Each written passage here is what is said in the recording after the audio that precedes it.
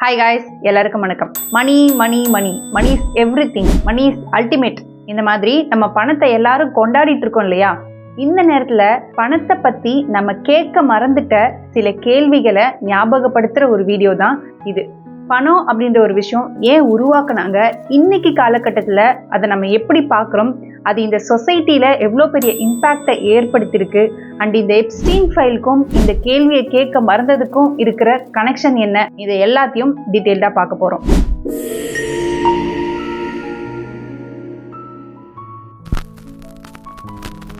பணத்தை உருவாக்குறதுக்கு முக்கிய காரணம் என்னன்னா, நாம எக்ஸ்சேஞ்ச் பண்ணிக்கிற கூட்ஸுக்கு கரெக்டான ஒரு வேல்யூ இருக்கணும் அண்ட் ஃபேர்னஸான ஒரு வேல்யூ இருக்கணும் அப்படின்றதுக்காக தான் இதை கிரியேட் பண்ணாங்களே. ஆனா இன்னைக்கு ஒரு மனுஷனோட ஒர்த்தை டிசைட் பண்றது அண்ட் ஒரு மனுஷனுக்கு ரெஸ்பெக்ட் போகணுமா வேணாமா, அவன் எவ்வளோ டிக்னிட்டியான பர்சன் அண்ட் யார் பக்கம் உண்மை இருக்கணும் அப்படின்னு எல்லாத்தையுமே இந்த பணம் தான் டிசைட் பண்ணுது. ரீசன் என்னன்னா, பணத்தை ஒரு சர்வைவல் டூலா பாக்குறத விட்டுட்டு நம்ம எல்லாருமே அது நம்ம கிட்ட பவரையும் கண்ட்ரோலையும் கொண்டு வர ஒரு வெப்பனா மட்டுமே நம்ம பார்க்க ஆரம்பிச்சிட்டோம். மனிதர்களை விட மாரல்ஸை விட அதிகமா பணத்தை வேல்யூ பண்ண ஆரம்பிச்சிட்டோம். இந்த எப்ஸ்டீன் ஃபைல்ஸ் மாதிரியான ப்ராப்ளம் வந்ததுக்கு ஒரு முக்கிய காரணம் நம்ம பணத்தை பார்க்குற விதம் மாறினது தான். மணியோட ஹிஸ்டரியை பார்க்கலாம். பணம் வர்றதுக்கு முன்னாடி மனிதர்கள் பார்ட்டர் சிஸ்டம் அப்படின்ற ஒரு சிஸ்டம் தான் ஃபாலோ பண்ணிட்டு இருந்தாங்க. அதாவது பண்ட மாற்று முறை அப்படின்னு சொல்லுவாங்க. தாங்கிட்ட இருக்கிற ஒரு பொருளை கொடுத்துட்டு தனக்கு தேவையான பொருளை இன்னொரு மனிதர்கிட்ட இருந்து வாங்கிக்கிறது தான் பண்ட மாற்று முறை. ஆனா இந்த சிஸ்டம்ல 3 ப்ராப்ளம் இருந்துச்சு. ஒன்று, இப்போ நீங்க ரைஸ் செல் பண்ண போறீங்க, உங்களுக்கு கிளாத்ஸ் வேணும் அப்படின்னா நீங்க யார் கூட ட்ரேட் பண்ண போறீங்களோ அவங்க கிட்ட கிளாத்ஸ் இருக்கணும் அண்ட் ரைஸ் ரெக்குயர்மெண்ட் இருக்கணும். இது ரெண்டுமே ஃபுல்ஃபில் ஆனா மட்டும்தான் நீங்க அவங்களோட ட்ரேட் பண்ண முடியும். இந்த ஒரு பிரச்சனை இருந்துச்சு. அண்ட் ரெண்டாவது, எந்தெந்த பொருளுக்கு எவ்வளோ வேல்யூ அப்படின்ற ஒரு ஸ்டாண்டர்ட் வேல்யூ செட் பண்ணலை.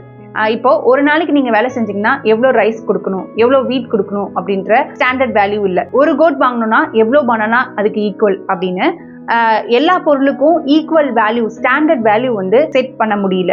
அண்ட் மூணாவது, no way to store the wealth. அதாவது அவங்க கிட்ட இருக்கிற வெல்த்தை ரொம்ப நாள் ஸ்டோர் பண்ணி வைக்க முடியல. இப்போ ரைஸ்னா ரைஸ் ரொம்ப நாள் இருந்தா கெட்டு போயிடும். அந்த மாதிரி ஃபுட் ஐட்டம்ஸ்னா ஸ்பாயில் ஆயிடும், வெப்பன்ஸ்னா ரெஸ்ட் ஆயிடும். ஸோ ரொம்ப நாள் அவங்களோட வெல்த்தை ஸ்டோர் பண்ணி வைக்க முடியல. ஸோ இந்த காரணங்கள்னால தான் மணி அப்படின்ற ஒரு சிஸ்டமை கொண்டு வந்தாங்க.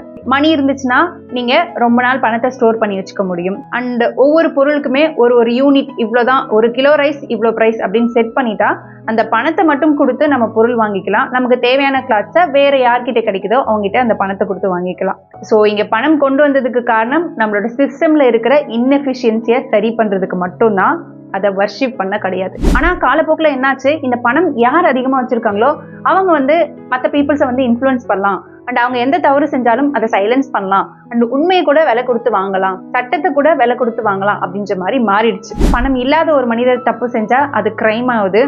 இதுவே ஒரு ரிச் மேன் தப்பு செஞ்சா அது ஒரு ஜஸ்ட் கான்ட்ரோவர்சிஸா மட்டும்தான் இருக்கு. இதுக்கு முக்கியமான காரணம், பணம் அப்படின்றது நம்ம சர்வைவ் பண்ண கண்டுபிடிச்ச ஒரு டூல் தான் அப்படின்றத மறந்துட்டு நம்ம எல்லாருமே அதுதான் ஒரு மனுஷனோட ஐடென்டிட்டி அப்படின்னு பார்க்க ஆரம்பிச்சிட்டோம். ஏன்னா மணி அதிகமா இருந்தா ரெஸ்பெக்ட் கிடைக்குது, மணி கம்மியா இருந்தா ரெஸ்பெக்ட் கம்மியா கிடைக்குது, இல்ல ரெஸ்பெக்ட் கிடைக்கிறதே இல்லை. பணம் அதிகமா இருந்தா பவர் இருக்கு, கண்ட்ரோல் இருக்கு. பணம் இல்லைன்னா பவர் கண்ட்ரோல் எதுவுமே இல்லை. ஸோ எப்படி கேஸ்ட் சார்ந்த ஒரு டிஸ்கிரிமினேஷன் ரொம்ப ஸ்ட்ராங்கா இருந்துச்சோ அதே மாதிரி இன்னைக்கு காலகட்டத்துல பணம் சார்ந்த டிஸ்கிரிமினேஷன் ரொம்ப அதிகமா இருந்துட்டு இருக்கு. அதுதான் இன்னைக்கு பயாஸ்டான சமுதாயம் உருவானதுக்கு ஒரு முக்கிய காரணமே.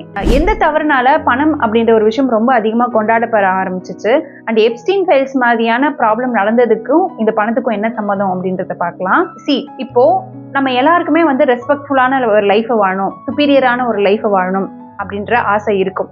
ஆனா எவ்வளோ பணம் நம்ம கிட்ட இருக்கோ அதை பொறுத்து தான் நமக்கு ரெஸ்பெக்ட், அதுக்கப்புறம் சுப்பீரியாரிட்டி எல்லாமே கிடைக்குது. ஸோ எல்லாருக்குள்ளேயும் பணம் அதிகமா நான் சம்பாதிச்சேன்னா நான் சுப்பீரியரா இருப்பேன், நான் ரெஸ்பெக்ட்ஃபுல்லா இருப்பேன், என்னால எல்லாத்தையும் கண்ட்ரோல் பண்ண முடியும் அப்படின்ற ஒரு மென்டாலிட்டி வர ஆரம்பிச்சிச்சு. So we all start to chase behind money. அதனால மணியோட வேல்யூ ரொம்ப அதிகமா இன்க்ரீஸ் ஆயிடுச்சு. சரி, எந்த இடத்துல இந்த மாற்றம் நடந்துச்சு? பணம் அப்படின்றது ஒரு சர்வைவல் டூலா உருவாக்குனது இன்னைக்கு எல்லாரும் கொண்டாடப்படுற ஒரு விஷயமா மாறுனது எப்போ அப்படின்னா, சொசைட்டி ஸ்டெபிளைஸ் ஆகுறதுக்கு முன்னாடி அவனுக்கு தேவையான விஷயங்களை வாங்கிக்க அவனுக்கு பணம் தேவை. அந்த நேரத்துல பணம் அப்படின்றது ஒரு சர்வைவல் டூலா இருந்துச்சு. அவன் தினசரி சாப்பாடு சாப்பிட அண்ட் மறுநாள் போயிட்டு அவனோட வேலைகளை கரெக்டா செய்யறதுக்கு பணம் தேவைப்பட்டுச்சு.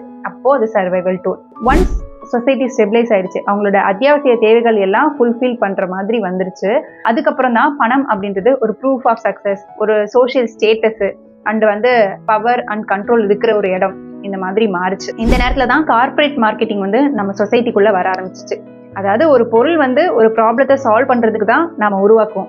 ஆனா இவங்க நம்ம கிட்ட இருக்கிற ஒரு வீக்னஸை மார்க்கெட்டிங்கா யூஸ் பண்ணிக்க ஆரம்பிச்சிட்டாங்க. அதாவது வந்து நமக்கு ரெஸ்பெக்ட் வேணுமா, இந்த கார் வச்சிருந்தீங்கன்னா நீங்க லக்ஸூரியான பர்சன், உங்களுக்கு ரெஸ்பெக்ட் வரும். இந்த வீடு வச்சிருந்தீங்கன்னா நீங்க சுப்பீரியரான பர்சன் அப்படின்னு நம்மளோட லேக் ஆஃப் சம்திங்கை வந்து அவங்க மார்க்கெட்டிங்காக யூஸ் பண்ண ஆரம்பிச்சிட்டாங்க. ஸோ நமக்கு லக்ஸூரியான ஒரு பொருளை வாங்கணும்னா நமக்கு ரெஸ்பெக்ட் தானா வரும், பிராண்டடான ஒரு பொருளை வாங்கணும்னா ரெஸ்பெக்ட் தானா வரும், அண்ட் நம்மளோட நெட்வொர்க் எவ்வளோ அப்படின்றத டிசைட் பண்ணுற மாதிரியான ஒரு பொருளை வச்சுருந்தோன்னா ரெஸ்பெக்ட் தானா வரும்.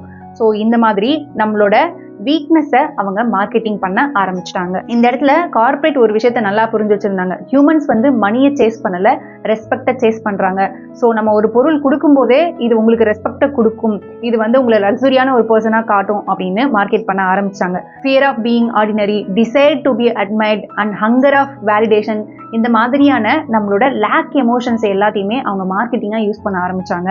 ஸோ இந்த இடத்துல மணி அப்படின்றது ரெஸ்பெக்டை ரிசீவ் பண்றதுக்கு ஷார்ட்கட் அப்படின்னு மாறிடுச்சு. இந்த பணம் வந்து ஹியூமன்ஸோட ஒரு பேசிக் வீக்னஸ் இருக்கும் இல்லையா, அதை வந்து டச் பண்ண ஆரம்பிச்சிச்சு.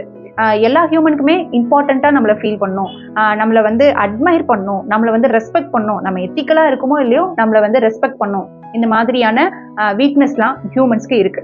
ஸோ இந்த பணம் வந்து இந்த மாதிரியான தேவைகளை ஃபுல்ஃபில் பண்ணுச்சு. நீ எத்திக்கலா இருக்கியா, ரைட்டா இருக்கியா, இல்லைனாலும் உங்ககிட்ட பணம் இருந்துச்சுன்னா யூ ஆர் ரெஸ்பெக்டட் அப்படின்னு வந்துச்சு. அண்ட் இன்ஸ்டன்டா ஒரு சுப்பீரியாரிட்டி கிடைச்சிச்சு. ரெஸ்பெக்டை காசு கொடுத்து வாங்கலாம் அப்படின்ற மாதிரி வந்துச்சு. ஆர்டிஃபிஷியலான ஒரு பவர் வந்து நமக்குள்ள கிரியேட் பண்ணுச்சு. ஸோ இந்த பணம் வந்து நம்மளோட வீக்னஸை டச் பண்ணிட்டு நமக்கு ஒரு பவரை, நமக்கு ஒரு கண்ட்ரோலை, நமக்கு ஒரு சுப்பீரியாரிட்டியை, நமக்கு ஒரு ரெஸ்பெக்டை கொடுக்க ஆரம்பிச்சிச்சு. ஸோ பணம் இருந்தா எல்லாத்தையும் வாங்கலாம், பணத்துக்காக நம்ம ஓடணும் அப்படின்ற ஒரு மைண்ட் செட் பீப்புளுக்கு வந்துருச்சு. ஆனா நம்ம போற பாதை சரியா தப்பா, பணத்தை நம்ம சேஸ் பண்றது சரியா தப்பா அப்படின்ற ஒரு திங்கிங் நம்ம யாருக்குள்ளயும் இல்லை. பிகாஸ் நம்மளோட வீக்னஸை அது வந்து ஃபுல்ஃபில் பண்ணுது. அதுக்கு நீங்க பெருசா மெனக்கடல் பண்ணாம ஷார்ட்கட்லேயே அது நம்மளை ஃபுல்ஃபில் பண்ணுது. அப்படின்றதால தான் நம்ம எல்லாரும் பணத்தை சேஸ் பண்ண ஆரம்பிச்சிட்டோம், பணத்தை கொண்டாட ஆரம்பிச்சிட்டோம். ஜென்ரலா பீப்புள்ஸ்க்கு இது சரியா தப்பா அப்படின்ற கேள்வியை கேட்கறதுக்கு பதிலாக இது என்ன பவர்ஃபுல்லா ஆக்குதா இல்லையா, இது எனக்கு ரெஸ்பெக்ட் கொடுக்குதா இல்லையா அப்படின்னு மட்டுமே நம்ம கேட்க ஆரம்பிச்சிட்டோம். ஸோ இதுதான் இன்னைக்கு ஃபர்ஸ்ட் கேஸா மாதிரி, பணம் இருந்துச்சுன்னா எந்த பர்சன் வேணாலும் இன்ஃப்ளூயன்ஸ் பண்ணலாம், என்ன தப்பு பண்ணாலும் சைலன்ஸ் பண்ணலாம், அண்ட் சட்டம் கூட நமக்கு பெண்ட் பண்ணி போகும், அண்ட் நம்ம கிட்ட எல்லா பவரும் இருக்கும். இது எல்லாத்தையும் மணி டிசைட் பண்ண ஆரம்பிச்சிருச்சு. So every one chase behind the money. ஆக்சுவலா நமக்கு மணி தேவையில்லை, ஃப்ரீடமும் ரெஸ்பெக்டும் தான் தேவை. இந்த எப்ஸ்டீன் மாதிரியான பர்சன் உருவானதுக்கு, இந்த இவ்வளோ பெரிய ஒரு பிரச்சனை உருவானதுக்கு காரணம் இந்த ஒரு பர்சன் மட்டும்தான் அப்படின்னு நம்மளால சொல்ல முடியாது. ஏன்னா ஆஸ் அ சொசைட்டியா நம்ம எல்லாருமே பணத்தை ரொம்ப உயர்வா வச்சிருக்கிறதும், பணம் சார்ந்து மனிதர்களை டிஸ்கிரிமினேட் பண்ணதும் தான் இதுக்கு ஒரு முக்கிய காரணம். ஏன்னா எல்லாரும் பணத்தை சேஸ் பண்ண ஆரம்பிச்சிட்டாங்க. அதுக்கு எந்த வழியில போறோம் அப்படின்றது பெருசா அவங்க வந்து கன்சிடர் பண்ணல. ஏன்னா நம்ம பணத்தை எந்த வழியில சம்பாதிச்சாலும் பணம் இருந்துச்சுன்னா அவங்களை ரெஸ்பெக்ட்ஃபுல்லா தான் பாக்குறோம். Whether they earned that money in right வேவா அப்படின்னு நம்ம யாருமே செக் பண்றதே கிடையாது. ஸோ மணி இருந்துச்சுன்னா நம்மளால எல்லாமே பண்ண முடியும், எல்லாத்துல இருந்தும் தப்பிக்க முடியும் அப்படின்ற ஒரு மைண்ட் செட்டை கிரியேட் பண்ணது, அதுக்கு அலோவ் பண்ணது சொசைட்டி ஆகிய நாம எல்லாரும் தான். ஸோ இப்போ உங்களுக்கு டீட்டெயில்டா புரிஞ்சிருக்கும்னு நினைக்கிறேன். இன்னைக்கு நடக்கிற நிறைய பிரச்சனைக்கு காரணம் வி ஆல் சேசிங் பிகைண்ட் மணி. மணி அப்படின்ற ஒரு விஷயம் ஏன் உருவாக்குனாங்க, இன்னைக்கு ஏன் இப்படி மாறி இருக்கு அப்படின்றத நம்ம எல்லாருமே அண்டர்ஸ்டாண்ட் பண்ணிக்கணும் அப்படின்றதுக்கான நோக்கம் தான் இந்த வீடியோ. ஸோ அது உங்களுக்கு இந்த வீடியோல தெளிவா புரிஞ்சிருக்கும் அப்படின்னு நினைக்கிறேன். மணியை செலிப்ரேட் பண்ணுங்க, that is okay, not a problem. ஆனா அதை எந்த வழியில சம்பாதிக்கிறாங்க அப்படின்றதுல கண்டிப்பா நம்ம எல்லாருமே கவனம் செலுத்தணும். அது மட்டும் இல்லாம மணி எப்படி வேல்யூ பண்றீங்களோ அதுக்கு ஈக்குவலா ரைட் வேல போறவங்கள வேல்யூ பண்ணுங்க, ஹியூமனிட்டியை வேல்யூ பண்ணுங்க, ஹியூமன்ஸோட மாரல் வேல்யூஸை வேல்யூ பண்ணுங்க, ஹியூமன்ஸ் கைண்ட்னஸை வேல்யூ பண்ணுங்க. பிளைண்டா ஃபினான்ஷியல் ஸ்டேட்டஸ்ல ஹைல இருக்கிற ஒரு பர்சன்னாலே இன்டெலிஜென்ட் தான், ரெஸ்பெக்ட்ஃபுல்லான ஒரு பர்சன் தான், அவங்க செய்தா கரெக்ட் தான் அப்படின்னு நம்ம யோசிக்காம எந்த டைரக்ஷன்ல அவங்க அதை ஏர்ன் பண்ணாங்க, ஹீஸ் ரெஸ்பெக்டபிள் அப்படின்றது பாருங்க. அதாவது ஹியூமன் வேல்யூஸை பொறுத்து ஒரு மனுஷனை வேல்யூ பண்ணுங்க, நாட் பேஸ்ட் ஆன் த மணி. பணத்தை நம்ம பார்க்குற விதம் மாறும்போதும் அந்த மனிதர்களை ஃபினான்ஷியல் ஸ்டேட்டஸ் ரிலேட்டடா டிஸ்கிரிமினேட் பண்ணாத போதும் தான் இங்க நடக்கிற நிறைய கிரைம்ஸுக்கு சொல்யூஷன் நமக்கு கிடைக்கும். எந்த மொமெண்ட்ல நம்ம மணியை செலிப்ரேட் பண்ண ஆரம்பிச்சோமோ அந்த மொமெண்ட்ல இருந்து மணி ஹியூமன்ஸை ப்ரொடெக்ட் பண்றதுக்கு பதிலாக நிறைய மான்ஸ்டர்ஸை ப்ரொடெக்ட் பண்ணிட்டு இருக்கு. ஸோ மணியை செலிப்ரேட் பண்றதை கம்மி பண்ணிட்டு ஹியூமன் வேல்யூஸை, மாரல்ஸை அண்ட் ஹியூமனிட்டியை ரெஸ்பெக்ட் பண்ண வேண்டியது ரொம்ப அவசியமான காலகட்டாயத்துல நம்ம எல்லாரும் இருக்கிறோம். Hope you all understand this. And இது மாதிரி ஐ ஓப்பனிங்கான செல்ஃப் அவேர்னஸ் கிரியேட் பண்ற வீடியோஸை தொடர்ந்து பார்க்கணும்னா மறக்காம சேனலை சப்ஸ்கிரைப் பண்ணிக்கோங்க. Thank you to all.